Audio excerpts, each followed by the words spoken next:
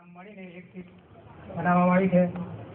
આજે કૃષિ રથનો કાર્યક્રમ અહીંયા વરાણ મુકામે રાખવામાં આવેલો છે અને આ કૃષિ રથમાં સારા એવા બધા ખેડૂતો અહીંયા પધાર્યા છે.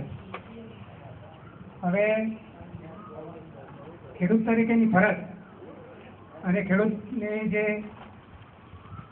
પ્રગતિશીલની વાત છે. આજે વિજ્ઞાન ખૂબ આગળ વધ્યું છે. વિજ્ઞાનની સારી ચાલુ પર છે. આપણે બધા સાથે મળીને 21મી સદીમાં જવાનું છે. દિવસના દરરોજના નવા અખતરા થાય છે અને અખતરાની સાથે ખતરા પણ થાય છે.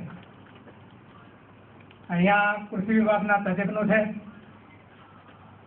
ખેતીમાં પ્રથમ તો 100% જે ખેતી જે અનાજ વાવવાનું છે 100% ઉગવું જોઈએ.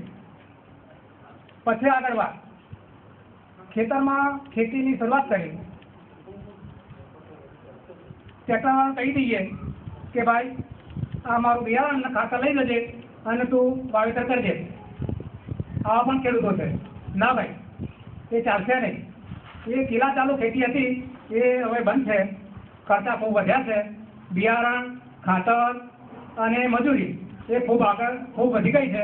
એટલે કિલ્લા ચાલુ ખેતી ચાલશે નહીં.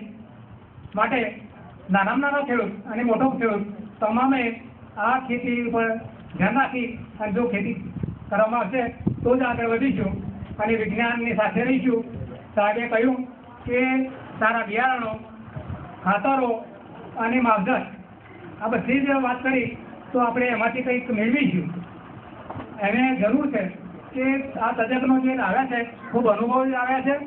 એમના જે માહિતી છે નાની બાબતો એમને રજૂઆત કરી અને એમાંથી આપણે કંઈ મેળવીએ એવી આશા રાખીશું.